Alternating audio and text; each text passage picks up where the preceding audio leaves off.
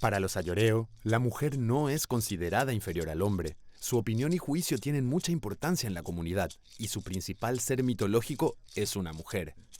Los relatos ayoreos hablan de una poderosa y malévola chamán, Asogná, que fue asesinada varias veces, pero siempre resucitaba, hasta que finalmente decidió transformarse en un chotacabras.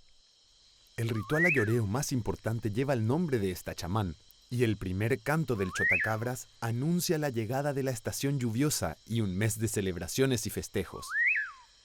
La ceremonia anual de Asogná establece la renovación cíclica de la naturaleza y del mundo social. En el ritual, salen los adultos al amanecer llevando instrumentos de caza y recolección, y en su camino se detienen para invocar a Asogná, pidiendo su bendición. Después de eso, hombres y mujeres se separan y se dividen las tareas de recolección y caza. Al caer la noche, se reúnen en un gran banquete y beben una especie de guarapo de miel hasta quedar embriagados. Los varones dormían en una mitad de la aldea y las mujeres en la otra.